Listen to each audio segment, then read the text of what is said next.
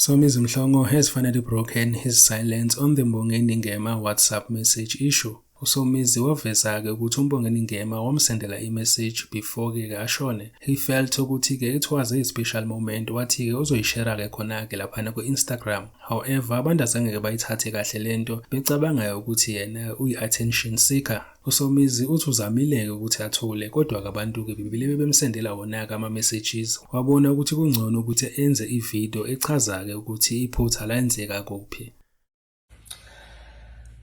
When I got the message, when Mbongeni passed on, there's a group called Mbongeni Tribute. It's a group that we've had for the past 5 years. It's all the cast members in that group, right? So when I heard about the passing, we were talking with the group and I was telling the group, you know, he just sent me a message like this a few days ago and I wanted to share it with them. So in the evening, that evening, I share the message. But you know, when you search, you type Mbongeni and then you send.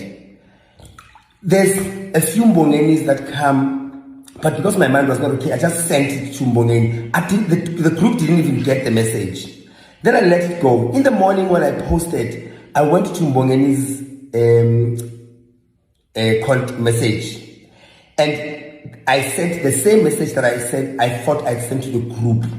Just for the sake of you guys seeing the message, not realizing it is a message that looks like I have sent it myself to Mbongeni.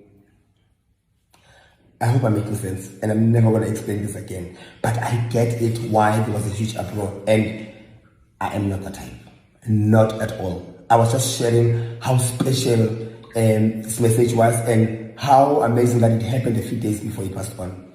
And that's what the mistake, that was the mistake that happened.